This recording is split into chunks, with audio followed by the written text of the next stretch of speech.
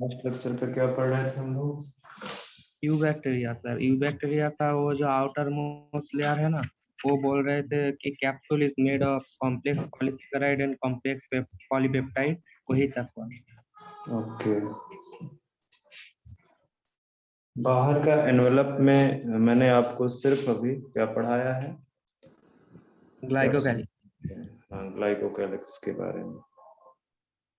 Just 1 minute रुकना, marker fill up कर लो।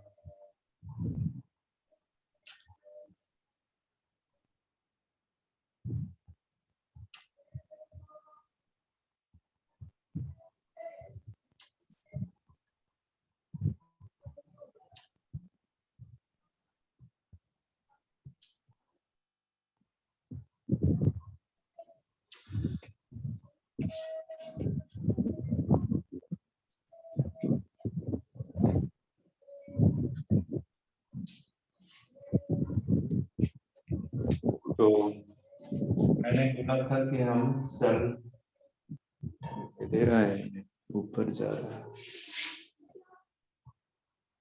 Cell envelope के बारे में पढ़ रहे हैं। और सेल एनवेलप में हमने ग्लाइकोकैलिक्स अपना कंप्लीट कर लिया, कंप्लीट हो गए। अब हम पढ़ेंगे सेल वॉल, जो कि मिडिल में प्रेजेंट है। ठीक है, तो सेल वॉल थोड़ा बड़ा है बैक्टीरिया के रिस्पेक्ट में, इस वजह से बड़ा है कि इसी में हम पहले सेल वॉल की कॉम्पोजिशन देखेंगे। ठीक है, कि बैक्टीरियल जो सेल वॉल है वो किस तरह से प्रेजेंट होती है, किस तरह की बनी हुई होती है।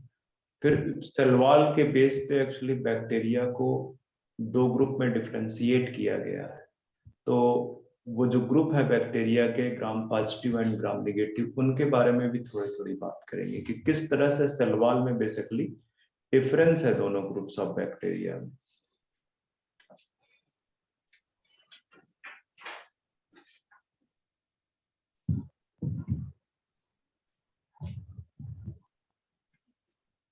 ठीक है, तो जो सेल वॉल है इनके सब bacteria is made up of, या इस तरह से लिखो, इन यू बैक्टीरिया।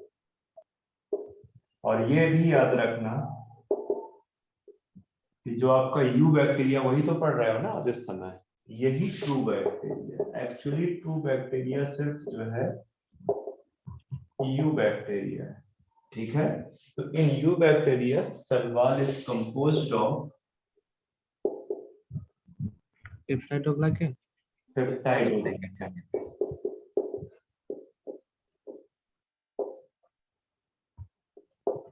ठीक है, पेप्टाइडोग्लाइकन। पेप्टाइडोग्लाइकन के अंदर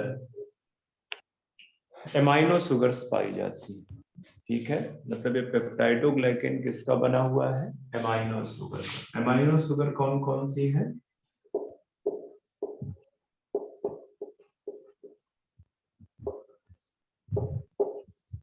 एन एमाइनो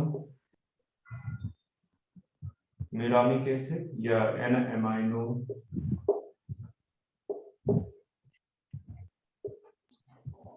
ग्लूकोसाइड और एन एमाइनो मोनालिक एसिड।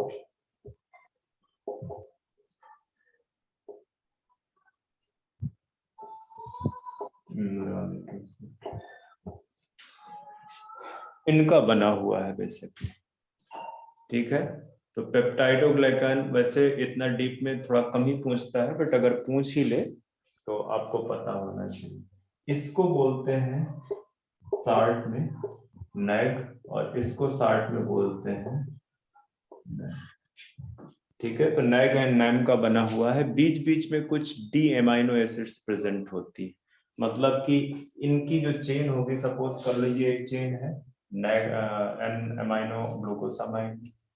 ठीक है, या रिपीटिंग यूनिट इस तरह से प्रेजेंट है, एक दूसरी चेन ये है, रिपीटिंग यूनिट प्रेजेंट है, तो इनके बीच में इस तरह से कुछ डी एमाइनो एसिड प्रेजेंट होंगे। जैसे सपोज कर लो मैंने एक्स वाई लिख दिया। ठीक है, तो इस तरह से कुछ एमाइनो एसिड्स और भी प्रेजेंट होंगे। ठीक है, basically interlinked cross linking present होती है जो चेन है, डिफरेंट चेन है।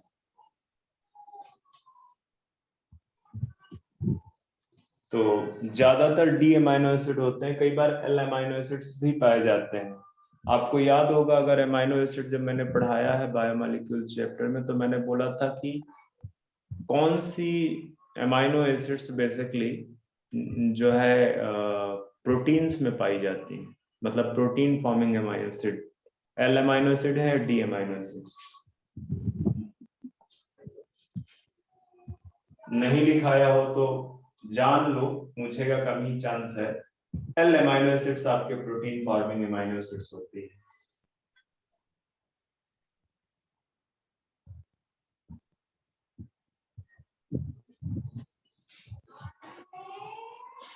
चलो आगे बढ़ते हैं।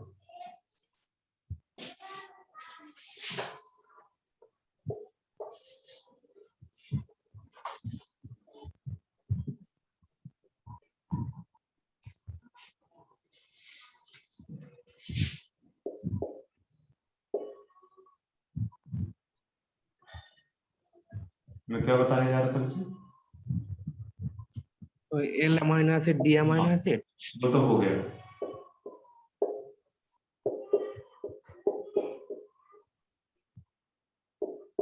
डाई अमाइनो फॉर्मिक एसिड, ये एक नॉन प्रोटीनेसिस अमाइनो एसिड है। कैसी है? ऐसी अमाइनो एसिड जो प्रोटीन फॉर्म नहीं करती।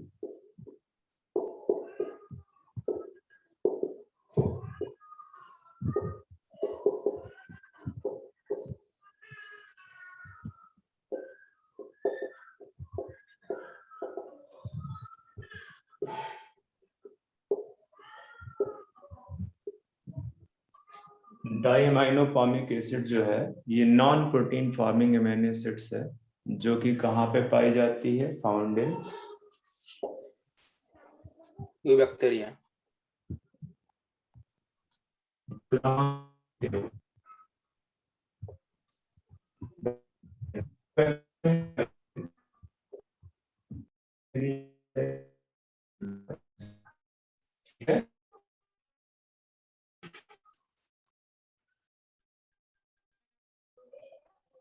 तो अभी तक मैं आपको बताया कि जो कहते हैं आपके बैक्टीरिया है, यू बैक्टीरिया, वहां पे जो सेल वॉल है वो पेप्टाइडोग्लाइकान की बनी हुई है। कुछ एक्सेप्शंस हैं जहां पे सेलुलोज की सेल वॉल पाई जाती है। सर आपका बात में काट काट के आ रहा है सर। हाँ सर। मेरी आवाज कट कट के आ रही है? हाँ, हाँ सर, और वीडियो भी थोड़ा ब्लर है। ब्लर हो गया है video.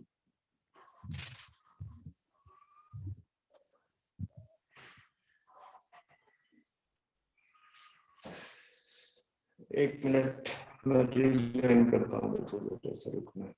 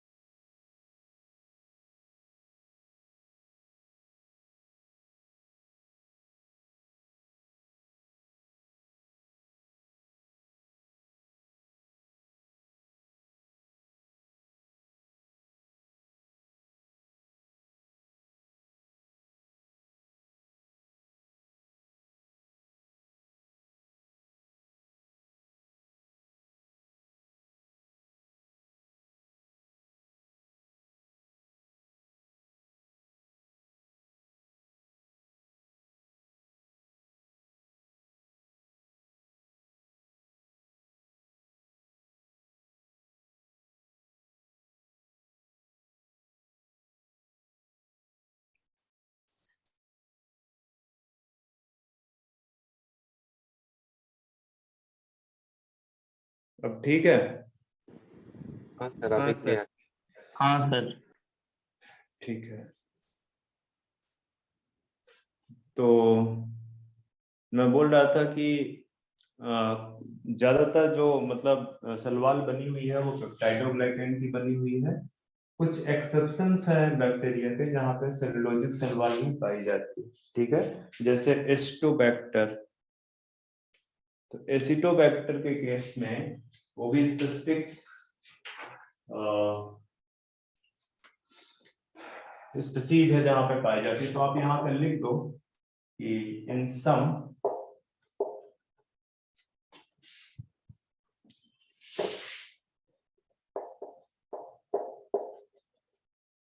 bacteria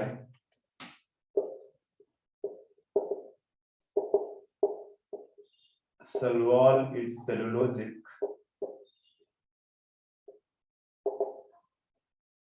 For example, Acetobacter,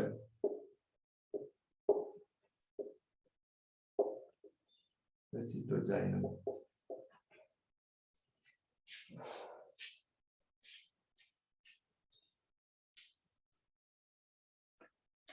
Now, on the basis of Salval, या इस तरह से लिखते हैं, ग्राम क्रिश्चियन एक साइंटिस्ट थे,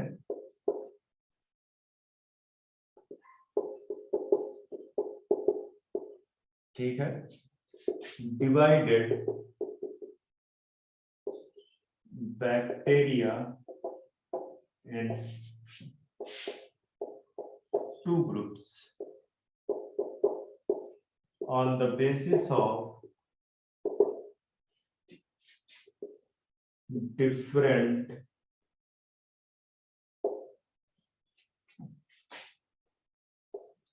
staining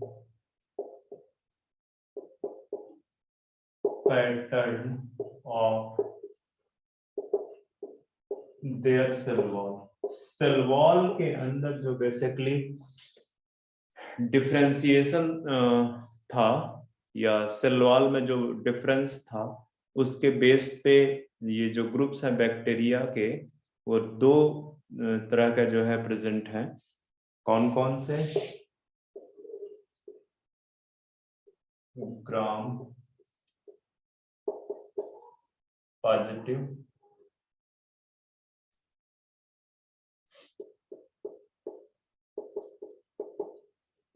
and gram negative.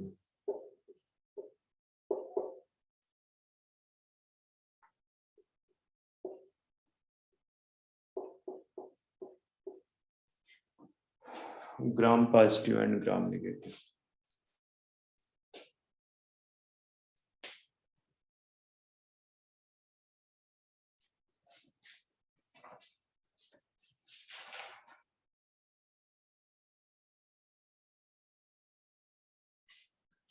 तो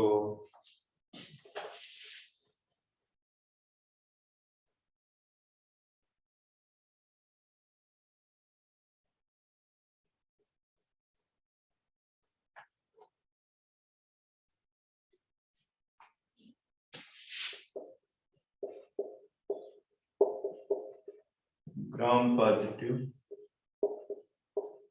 and gram negative. जो ग्राम पॉजिटिव की सेल वॉल है, सेल वॉल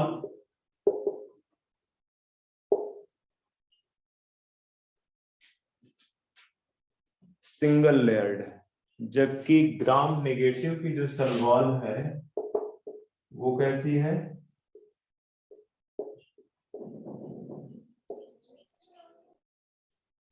डबल लेयर्ड। ये जो सिंगल लेयर्ड है इसमें सिर्फ पेप्टाइडोग्लाइकेन प्रेजेंट है, made up of only peptidoglycan, ठीक है। जबकि ये जो डबल लेयर्ड है इसमें आउटर मोस्ट बाहर की तरफ लाइपोपॉलीसेकेराइड प्रेजेंट है, लाइपो पॉली साइक्राइड, जिसको आप LPS से भी डिनोट कर देते हो, और अंदर की तरफ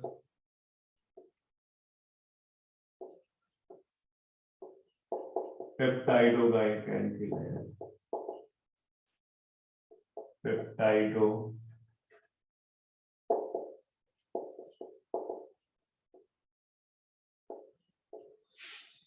ग्लाइकैन की लेयर। ये जो सिंगल लेयर्ड है ये थिक है, मतलब ये सलवाल, ये इसको एरो को यहां से बना लो, सलवाल बेसिकली थिक है, कितना 20 to 80 नैनोमीटर लेंथ, नैनोमीटर नहीं बचे सर, स्ट्रॉन्ग, यस। जो ये सलवाल है ग्राम नेगेटिव में, ये इसकी लेंथ आपकी है 8 to, लेंथ कह रहा हूं, विड्थ 8 to 12 एंगस्ट्रॉम।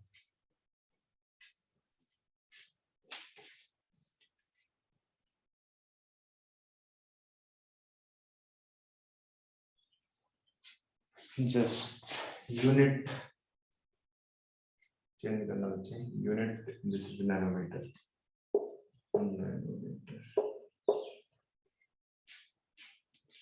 एक तो ये सलवाल में देख लिया कि जो ग्राम नेगेटिव बैक्टीरिया है उसमें सलवाल सिंगल लेयर्ड है बट थिक है। सर वो उसका लेंथ है 8 to 12 नैनोमीटर लेंथ। विड्थ है, थिकनेस।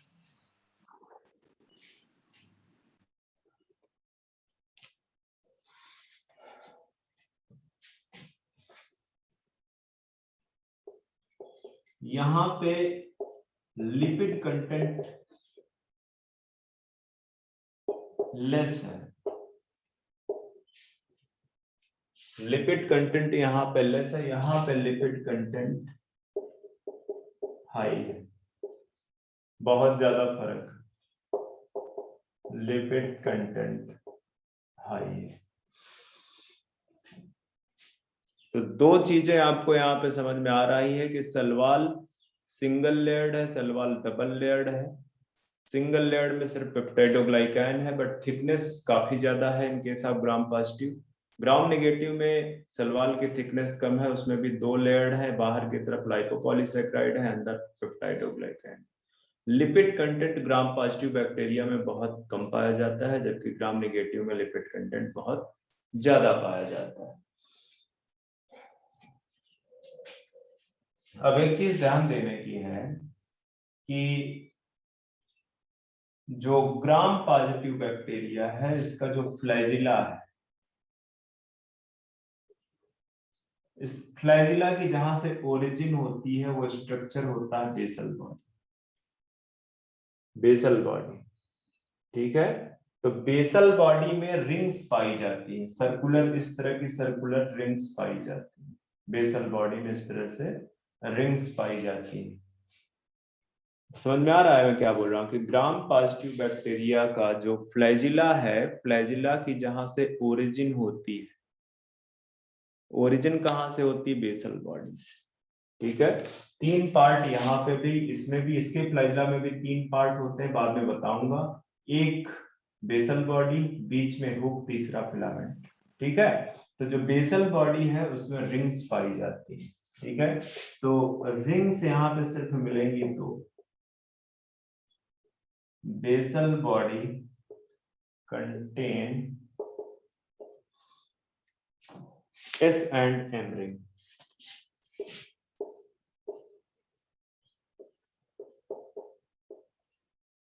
ठीक है।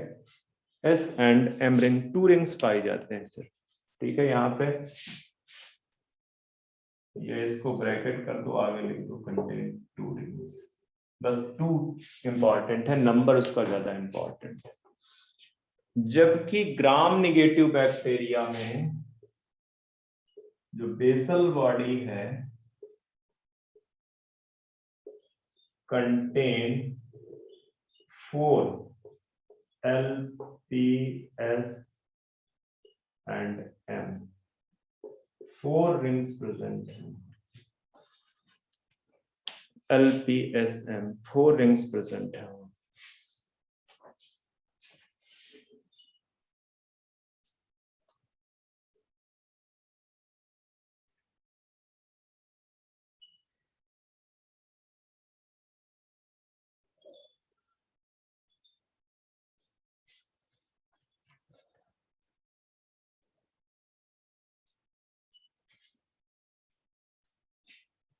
हो गया?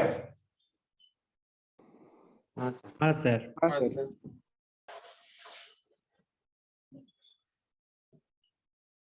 एक और जो सबसे इम्पोर्टेंट आपको यहाँ पे पॉइंट याद रखना है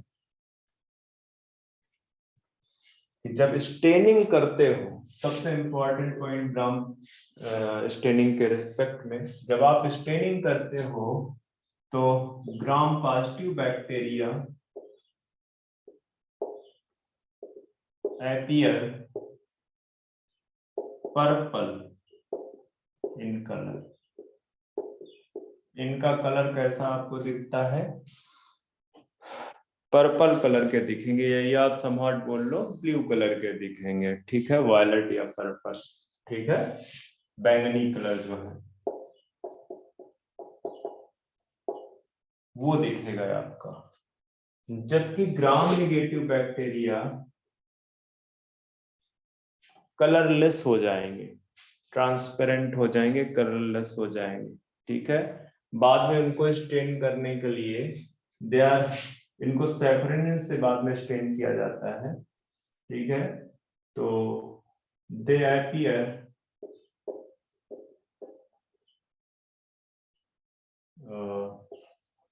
रेड और pink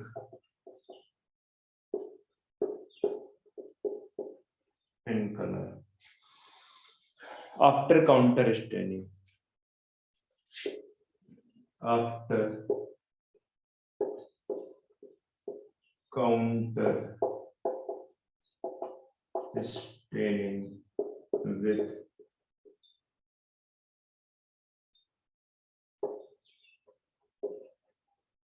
safranin sir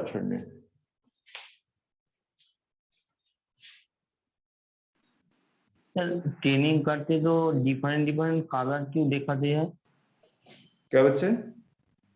sir training करने के बाद ये डिफरेंट कलर क्यों दिखाते हैं? डेट में तुमसे पूछेगा नहीं, फिर भी जानना चाहते हो तो।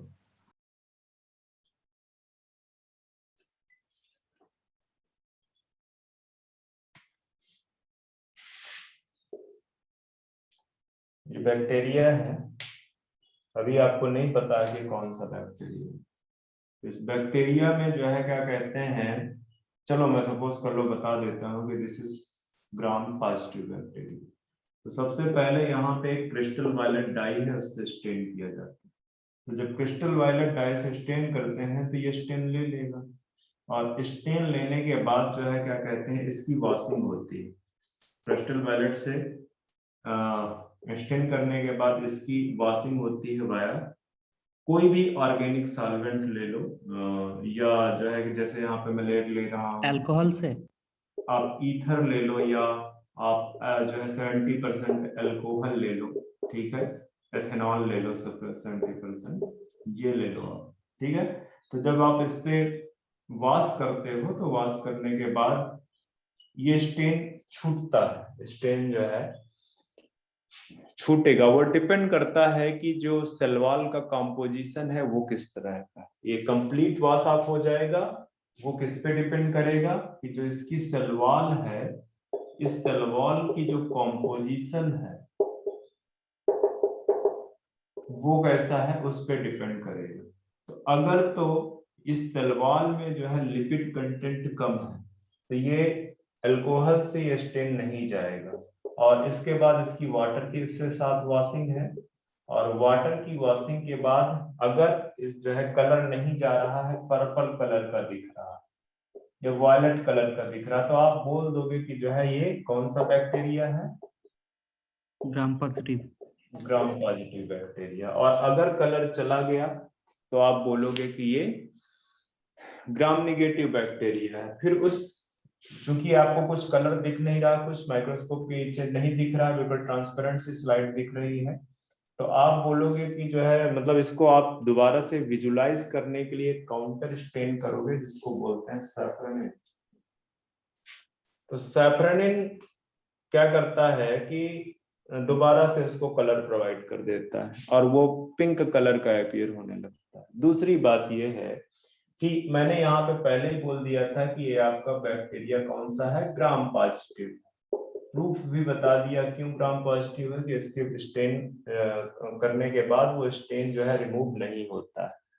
अगर ये मैं बोल देता कि ग्राम पॉजिटिव नहीं, ये ग्राम निगेटिव बैक्टीरिया है, तो होता क्या कि जैसे ही आप क्रिस्टल वायलेट से स्टेन करते, स्टेन करने के बाद जब आप इसमें इथेनॉल से स्टेन वॉश करने जाते, तो चूंकि जो इसकी सेल वॉल की कॉम्पोजिशन है उसमें लिपिड कंटेंट बहुत ज्यादा है, और लिपिड कंटेंट के ज्यादा होने की वजह से जैसे ही आप एथेनॉल से वॉश करने जाओगे, ये लिपिड क्या हो जाएगी, सॉल्युबल हो जाएगी एथेनॉल में, और एथेनॉल में सॉल्युबल होने से लिपिड क्या हो जाएगी, वॉश आउट हो जाएगी। अब चूंकि लिपिड वॉश आउट हो चुका है, तो जो स्टेन था, स्टेन भी लिपिड, चूंकि बाहर ज्यादातर लिपिड प्रेजेंट है, तो लिपिड भी बाहर वॉश आउट हो जाती है, मतलब स्टेन भी वॉश आउट हो जाएगा, तो वो कलरलेस हो जाएगा, वो कलरलेस हो जाएगा। तो ग्राम नेगेटिव के केस में जो लिपिड कंटेंट है वो ज्यादा होने की वजह से जब एथेनॉल से वॉशिंग होती है तो वो स्टेन वॉश आउट हो जाता है, वो स्टेन वॉश आउट हो जाता है। इस वजह से ये कलरलेस दिखते हैं, जबकि ग्राम पॉजिटिव आपके कलर्ड दिखते हैं फर्स्ट स्टेनिंग जब आप क्रिस्टल वायलेट से करते हैं। आफ्टर दैट जो कलरलेस हैं उनको काउंटर स्टेन किया जाता है सैफ्रनिन से, ताकि हम उनको विजुलाइज कर सकें, उनको हम देख सकें।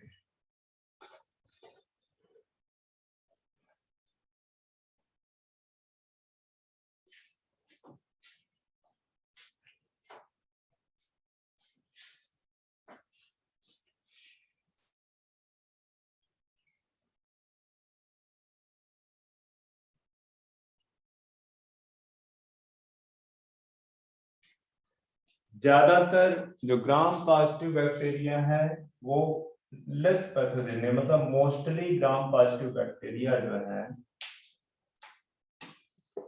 मोस्टली नॉन पैथोजेनिक, कौन, ग्राम पॉजिटिव, जबकि ग्राम नेगेटिव बैक्टीरिया मोस्टली क्या है,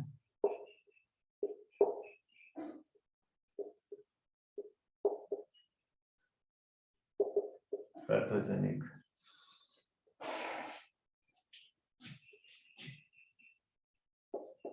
मैं प्रोसीजर लिखा देता हूं ऑफ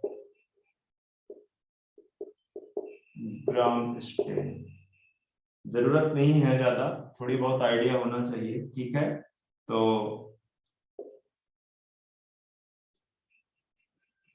फ्लो डायग्राम है स्टेन,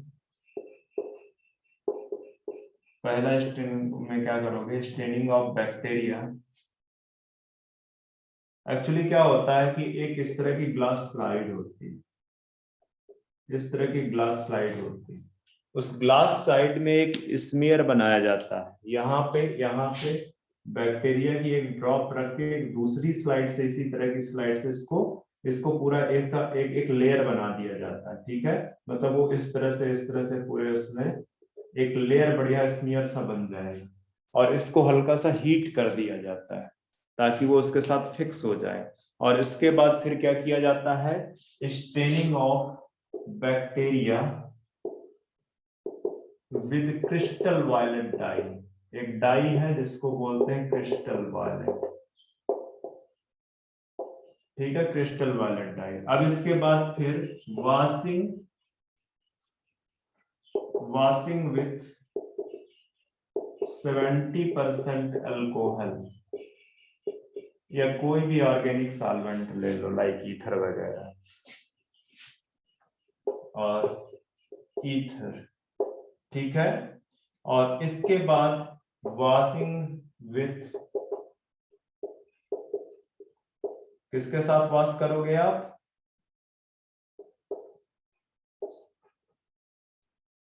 वाटर के, ठीक है।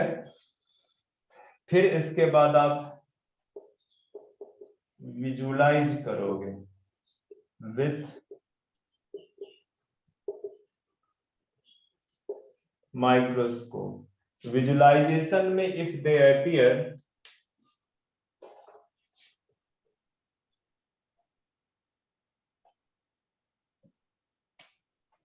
if bacteria appear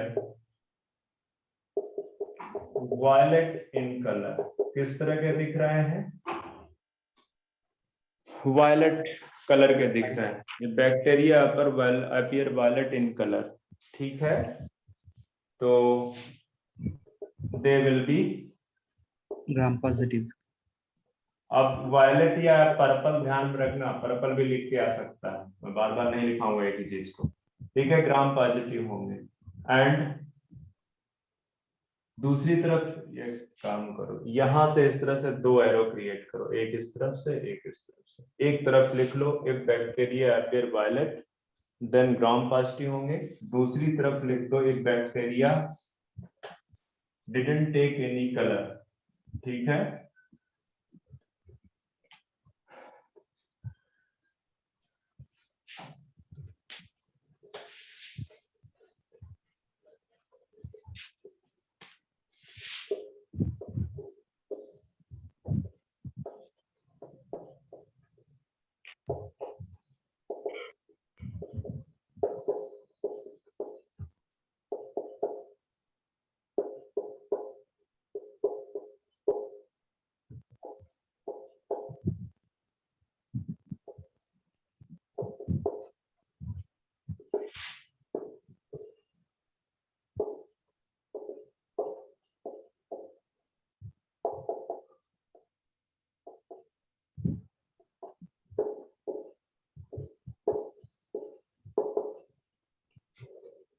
gram negative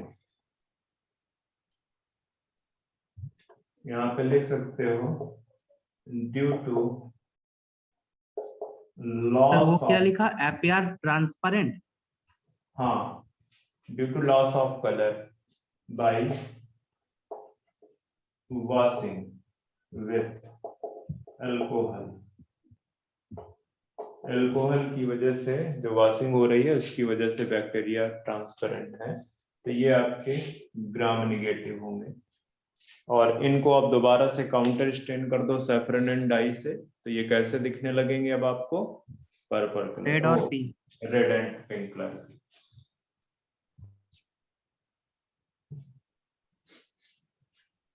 हो गया? हाँ सर।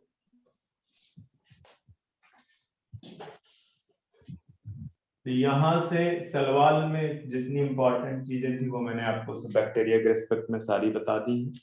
अब आते हैं इनर मोस्ट जो लेयर है, आपको याद होगा जो पहला चैप्टर मैंने आपको पढ़ाया था सेल, तो उसमें मैंने सेल मेम्ब्रेन के बारे में डिस्कस कर दिया हुआ है, ठीक है। यूनिट मेम्ब्रेन होती है, यूनिट मेम्ब्रेन का मतलब है कि it is made up of bilayer of phospholipid, ठीक है।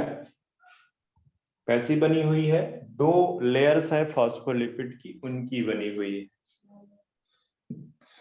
तो मुझे सेल मेम्ब्रेन में कुछ चीजें इंपॉर्टेंट, बहुत ज्यादा कुछ नहीं बताना। हाँ, अगर सेल मेम्ब्रेन के फंक्शन देखे जाए बैक्टीरिया में,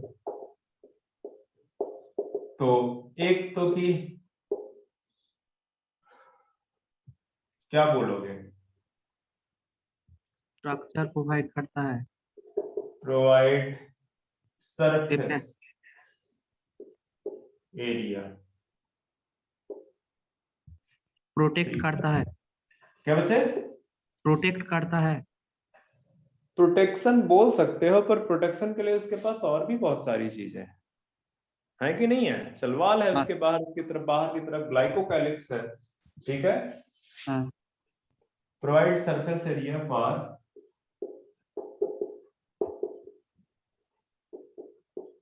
इस तरह से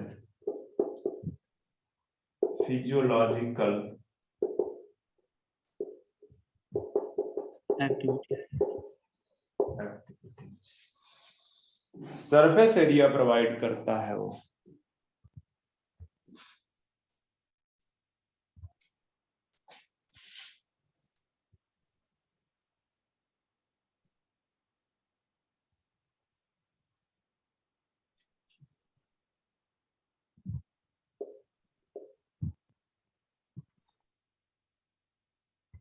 जो इसका सेल मेम्ब्रेन है,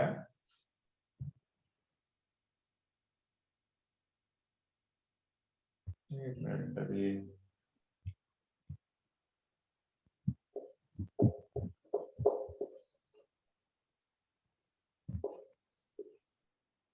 इस तरह से देखो, कंटेन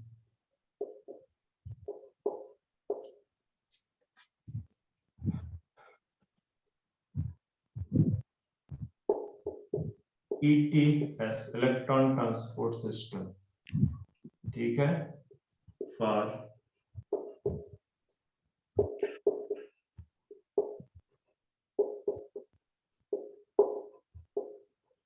रेस्पिरेटरी पाथवे।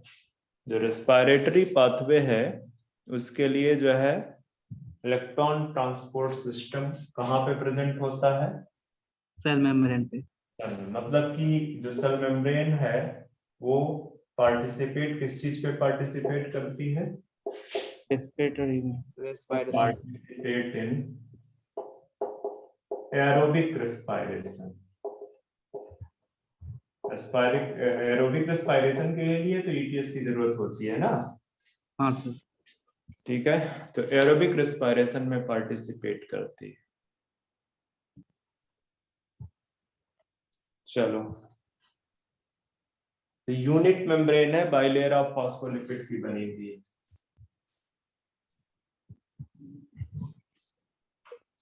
इरेज कर दूं? हाँ सर। ये तो सबसे बाहर वाला एनवेलप देखा। अब इसी सेल मेम्ब्रेन में, इसी एनवेलप के पार्ट में आप बोल सकते हो कि एक स्ट्रक्चर पाया जाता है। मैं दूसरा यहाँ पे पॉइंट डाल रहा हूँ, एक स्ट्रक्चर पाया जाता है जिसको बोलते हैं मेसोसोम। ठीक है, मीजोसोम। तो मीजोसोम बेसिकली, अगर मैं यहाँ पे पिक्चर बना दूं आपके लिए, तो ये जैसे सपोज कर लो कि ये सेल मेम्ब्रेन है, तो सेल मेम्ब्रेन अंदर की तरफ इस तरह से इन्वेजिनेट करेगी, और उस इन्वेजिनेशन से, इसको थोड़ा सा इतना स्पेस मत छोड़ो, इस तरह से, इस इन्वेजिनेशन से जो स्ट्रक्चर जनरेट होता है उसको क्या बोलते हो? मीजोसोम। तो ठीक जो है, एरिया बढ़ाती है। तो आप बोल सकते हो कि जो सेल मेम्ब्रेन है इन्वेजिनेट कर जाती है, ठीक है, इन्वेजिनेट इन साइटोप्लाज्म, ठीक है, इन्वेजिनेट इन साइटोप्लाज्म। इन्वेजिनेट का मतलब अंदर घुसना, इन ग्रोथ बोल सकते हो, ठीक है, invaginate in cytoplasm at different places या एट मेनी प्लेसेस कर सकते हो, बहुत सारी जगहों पे, ठीक है, एंड फॉर्म और स्ट्रक्चर नोन एज मीजोसोम। उसको क्या बोलते हैं? मीजोसोम बोलते हैं।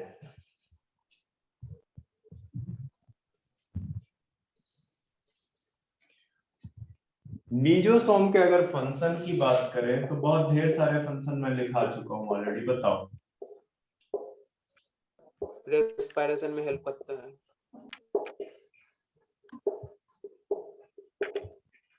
सेल डिवीजन में हेल्प कर रहा है, रेप्लिकेशन में हेल्प कर रहा है,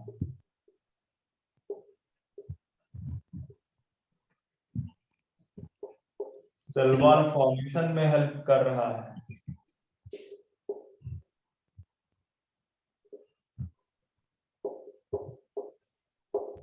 रेस्पिरेशन में हेल्प कर रहा है।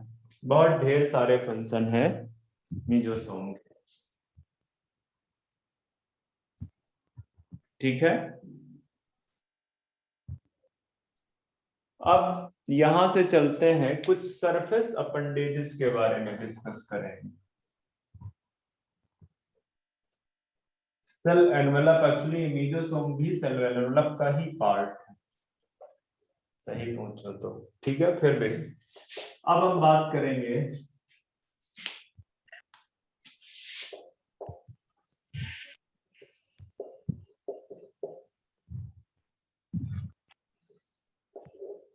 सरफेस अपेंडेजेस के बारे में बात करेंगे। तो बैक्टीरिया का जो सरफेस अपेंडेजेस हैं, ठीक है, आप ये बोल सकते हो structure present on surface of bacteria, उनको आप सरफेस अपेंडेजेस बोलते हो। सरफेस अपेंडेजेस में आपका फ्लैजिला प्रेजेंट है, और क्या प्रेजेंट है? फिम्ब्री, फिम्बरी, पीली, ठीक है, ये प्रेजेंट है। तो अब इसमें से हम पहले को डिस्कस करेंगे फ्लैजिला के बारे में।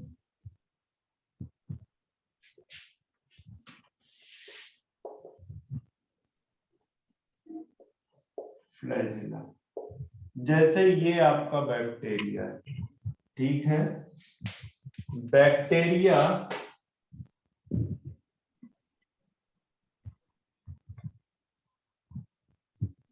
इस तरह से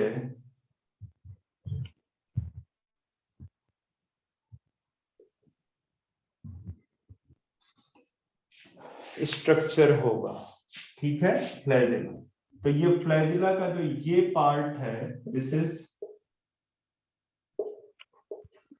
बेसल बॉडी, जहां पे फ्लैजिला अटैच है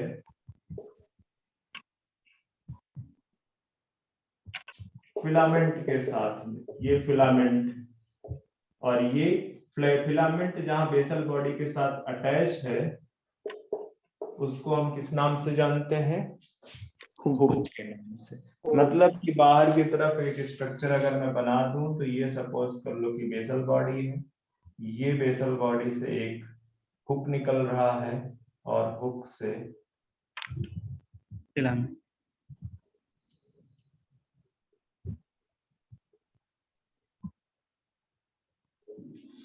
इस तरह से फिलामेंट नजर आ रहा है, ठीक है, इस तरह से आपको, ठीक है, ये हुक है, ये बेसल बॉडी है, और ये आपका filament. Structure almost eukaryotic flagella जैसा ही है, बट अंदर बहुत डिफरेंस है, अंदर पूरा डिफरेंस है उसमें।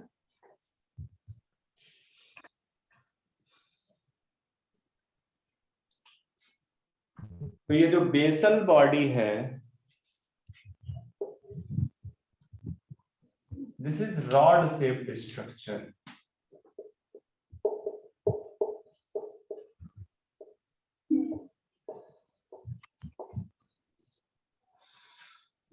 कैसा स्ट्रक्चर है ये? दिख नहीं रहा ऊपर, इसको मैं पूरा इरेज कर देता हूं।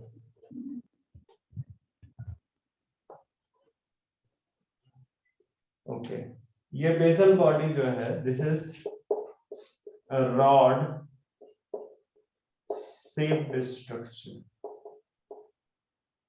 ठीक है, रॉड शेप्ड स्ट्रक्चर है, जिसमें कंटेन रिंग्स, कई सारे रिंग्स प्रेजेंट होती हैं, ठीक है, इस तरह से। अब मैं ऊपर नहीं बना सकता इसके, ठीक है, मैं ऊपर इसके नहीं बना सकता, तो यहाँ पे इस तरह से रिंग्स प्रेजेंट। अगर वो ग्राम नेगेटिव है तो 4 रिंग्स होंगी, LPS m, और अगर वो ग्राम पॉजिटिव है तो सिर्फ जोड़ी 2 रिंग्स होंगे, कौन कौन सी? एस और एन। एंड हालांकि मैंने थोड़ा सा इधर की तरफ अरेंजमेंट गलत लिख दिया है, इसको इस तरह से मुझे लिखना चाहिए था, LPSM, ये होना चाहिए।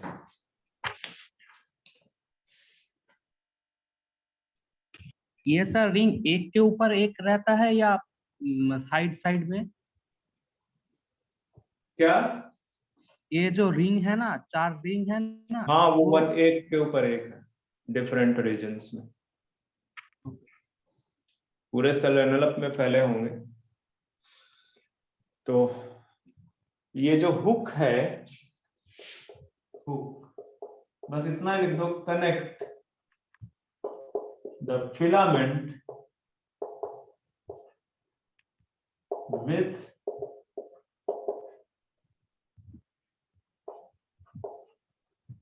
Basal body.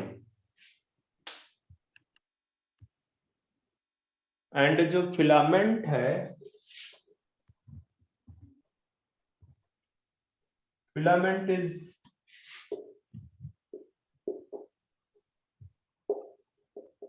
Made up of flagellin protein. किसका बना हुआ है?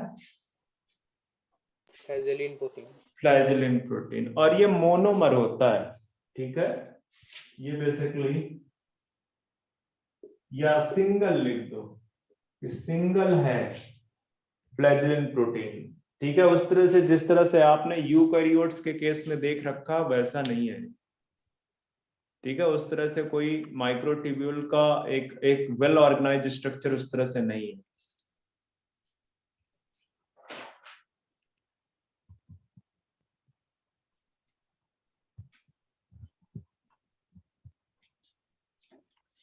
एक और चीज लिखना चाहिए कि ये जो फिलामेंट है, this is hollow cylindrical structure,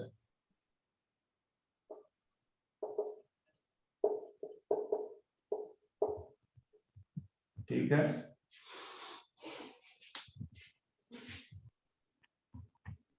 ये तो आपका फ्लैजिला हो गया।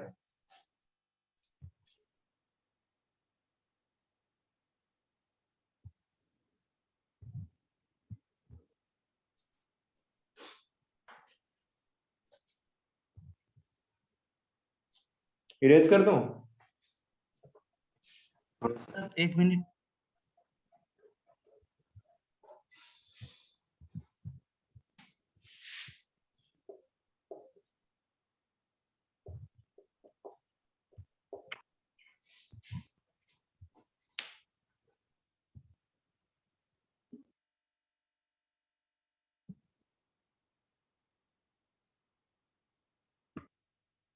हाँ सर, हो गया।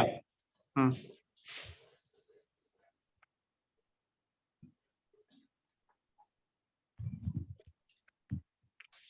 जो पाइलाई है, आप बैक्टीरिया की, जरूरी नहीं है कि सारे बैक्टीरिया में पाइलाई पाया जाए, सारे बैक्टीरिया में फ्लैजिला पाया ही जाए, ठीक है। पर अगर पाया जा रहा है तो छोटे छोटे इस तरह से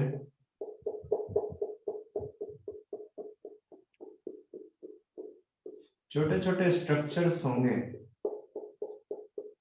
जिन्होंने बैक्टीरिया की पूरी सरफेस को क्या कर रखा होगा, कवर कर रखा होगा,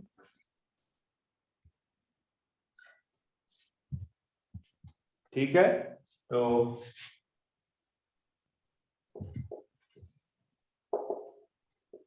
bacterial cell wall is covered with numerous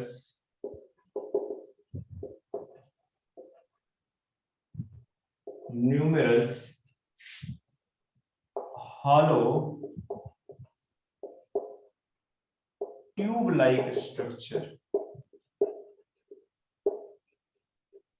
hollow tube-like structure known as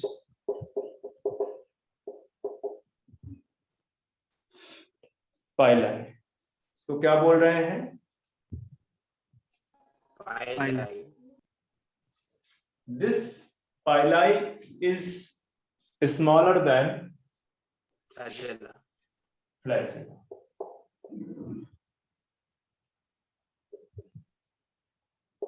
अच्छा एक काम करो, फ्लैजिला में जाके एक पॉइंट और लिख दो, उसका फंक्शन नहीं लिखाया मैंने फ्लैजिला का। फ्लैजिला के फंक्शन पे जाके लिख दो क्या? It helps in motility. ठीक है, फ्लैजिला के फंक्शन की बात बोल रहा हूं, वहां पे लिख दो हेल्प इन मोटिलिटी। फ्लैजिला जो है किस चीज पे हेल्प करता है? मोटिलिटी मोटिलिटी में। मैं बार बार बोल रहा हूं कि मैं फ्लैजिला के फंक्शन की बात कर रहा हूं, पीछे जाके एक लाइन लिख दो कि हेल्प इन मोटिलिटी फ्लैजिला। ठीक है, इरेज कर दूं? हाँ सर। हाँ सर। हाँ ठीक है, तो ये जो पाइलाई है, ये पाइलाई का फंक्शन मोटिलिटी नहीं है। ठीक है, this structure not help in motility. तो हेल्प किस चीज पे करता है? ये बेसिकली कॉन्जुगेशन में हेल्प करता है। कॉन्जुगेशन अभी मैं आगे चल के बताऊंगा, इसी चैप्टर इसी टॉपिक मतलब बैक्टीरिया में ही पढ़ाऊंगा कि कॉन्जुगेशन बेसिकली एक टाइप का parasexual reproduction, not sexual, it is parasexual reproduction. सारी चीजें आगे डिस्कस करूंगा एक्चुअली कि बट बहुत ज्यादा आपके सिलेबस में नहीं है, थोड़ा बहुत है, तो थोड़ा बहुत उसी हिसाब से डिस्कस होगा, पर बता दूंगा कि एक्चुअली है। ठीक है, तो बेसिकली यहाँ पे लिख दो कि जो पाइलाई है इट हेल्प्स इन कॉन्जुगेशन। किसमें हेल्प करता है? Helps in conjugation. आगे लिख दो, मैं यहाँ पे लिख रहा हूं बाई फॉर्मिंग, क्या बनाएगा? Conjugation tube. Conjugation tube. Conjugation tube का फॉर्मेशन करता है। ठीक है, जिन बैक्टीरिया में ये प्रेजेंट होता है उनमें कॉन्जुगेशन ट्यूब का फॉर्मेशन करता है। तो यहाँ से जेनेटिक मटेरियल एक बैक्टीरिया से दूसरी बैक्टीरिया पे चला जाता है। देखो मैंने यहाँ पे पहले ही लिखा दिया है कि ढेर सारे प्रेजेंट है, न्यूमरस है, बहुत है, हॉलो है, ट्यूब लाइक स्ट्रक्चर। ठीक है, hollow tube like structure. Solid होता तो पारी नहीं करने देगा, हॉलो ट्यूब लाइक स्ट्रक्चर है। तो वो कॉन्जुगेशन ट्यूब का एडवांटेज क्या बोला आपने, एक बार उसके बाद? क्या? तो कॉन्जुगेशन ट्यूब का एडवांटेज आप क्या बोला? अरे एडवांटेज नहीं है, हेल्प फंक्शन क्या है? ये हॉलो ट्यूबुलर स्ट्रक्चर है इस तरह से। ये एक बैक्टीरिया है जिसके अंदर ये प्रेजेंट है, ये क्या करेगा? ये दूसरे बैक्टीरिया के साथ अटैच कर लेगी, तो यहां से बेसिकली जेनेटिक मटेरियल ट्रांसफर होकर दूसरी जगह पे पहुंच जाएगा। और ये जो स्ट्रक्चर बन रहा है इसको बोलते हैं कॉन्जुगेशन ट्यूब।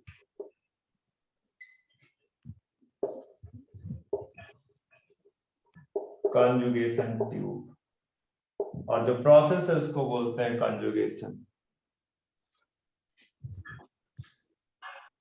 तो ये बेसिकली जो पाइलाई है, ये दे आर ओनली प्रेजेंट इन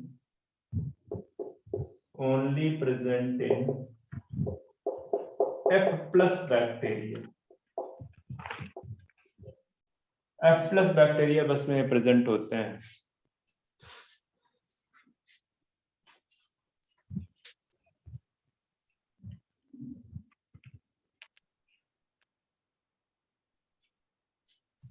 हो गया? कॉपी हो गया? हाँ सर। अब तीसरा एक और स्ट्रक्चर है सरफेस पे जो प्रेजेंट है, जिसको हम बोलते हैं फिम्ब्री। उसका भी मतलब मोटिलिटी से नहीं। ठीक है, फिम्ब्री।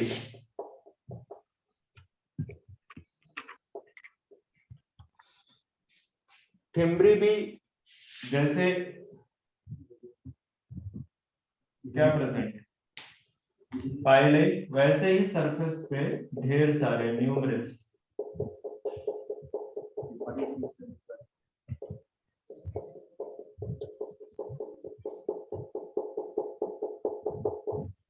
न्यूमरस इस तरह से फिम्ब्री प्रेजेंट है। ठीक है, पूरी सरफेस पे हेयर लाइक सरफेस अपेंडेजेज है ये, ठीक है। थिन ब्रिसल और हेयर लाइक सरफेस स्ट्रक्चर, ठीक है। Thin bristle hair like surface structure हैं जो कि प्रेजेंट है, जिनको आप फिमरी बोल रहे हैं। अब फंक्शन क्या है इनका, ये basically involve in attachment to the substratum or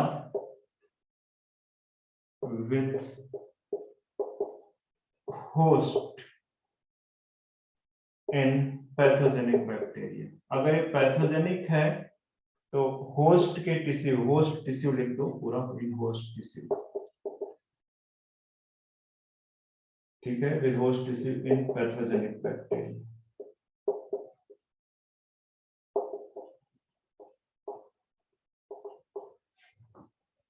तो फिमरी थिन ब्रिस्टल और hair like surface structure, function भी लिखा दिया मैंने, ठीक है, आपका फंक्शन भी लिख गया। तो सरफेस स्ट्रक्चर भी आपके मैंने कंप्लीट करा दिए हैं। कुछ और भी स्ट्रक्चर्स पाए जाते हैं बैक्टीरिया के अंदर।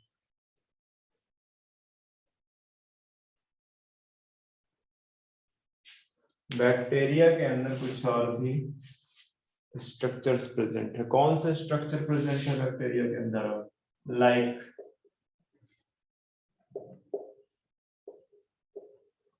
प्लाज्मिड, मतलब ये बैक्टीरिया है तो उसके अंदर एक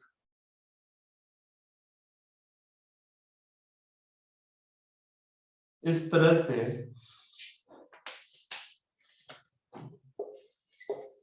एक्स्ट्रा क्रोमोसोम मतलब क्रोमोसोम का पार्ट नहीं, extra chromosomal circular double standard, ठीक है, एक्स्ट्रा क्रोमोसोमल है, सर्कुलर है, डबल स्टैंडर्ड है, with high GC content. GC content भी क्या है? गुआनिन और साइटोसिन। अरे मैं कह रहा हूं जीसी कंटेंट हाई है, हाई जीसी कंटेंट स्ट्रक्चर है, इसको बोलते हैं प्लाज्मिड। एक और चीज है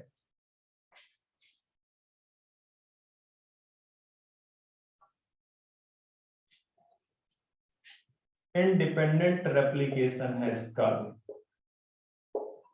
इंडिपेंडेंट रेप्लिकेशन, किसी पे रेप्लिकेशन के लिए डिपेंड नहीं करता, इंडिपेंडेंटली रेप्लिकेट करता है। एक्स्ट्रा क्रोमोसोमल है, क्रोमोसोम्स उसका जो जीनोम है बैक्टीरिया उससे बाहर है, सर्कुलर है, डबल स्ट्रैंडेड है, जीसी कंटेंट हाई है, ठीक है। उस स्ट्रक्चर को हम बोलते हैं प्लाज्मिड। इस स्ट्रक्चर को हम क्या बोलते हैं? प्लाज्मिड। प्लाज्मिड। बैक्टीरिया के अंदर आपको प्लाज्मिड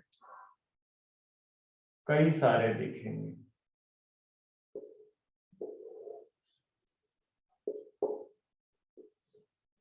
कई सारे प्लाज्मिड्स आपको दिखेंगे बैक्टीरिया के अंदर। कौन कौन से प्लाज्मिड दिखेंगे? जैसे एफ प्लाज्मिड, एक प्लाज्मिड है जिसको आप क्या बोल रहे हो? F plasmid.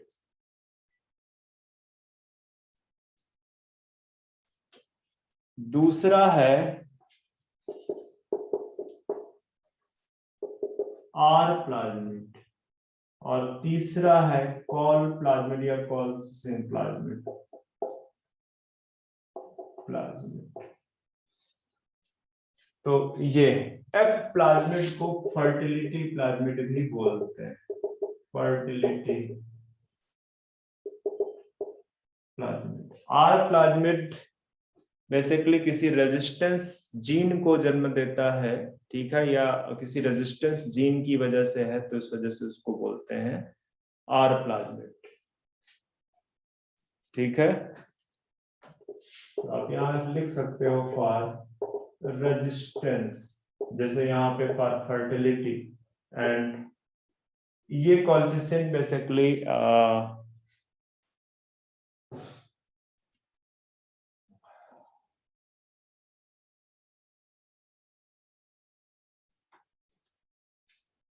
इसका फंक्शन है एक टाइप से ये कुछ इस तरह के केमिकल्स बनाता है जिसकी वजह से other groups of living organism including bacteria उसके आसपास नहीं आ पाता, कॉल्सिनोजेनिक बोलते हैं उसको, ठीक है। इतना डीप में जाने की जरूरत नहीं है, इसको मैंने बता दिया कि 3 कैटेगरी है, इतना भी नहीं ज्यादा जानना था, बट क्योंकि मैं अभी बीच में ये कुछ बताऊंगा तो ये पता होना चाहिए आपको कि प्लाज्मिड में आपको किस तरह के प्लाज्मिड देखने को मिल सकते हैं, F plasmid and R plasmid. तो आई थिंक आज टाइम हो चुका है, आज के लिए बस इतना ही, नेक्स्ट लेक्चर पे यहाँ से आगे चलेंगे।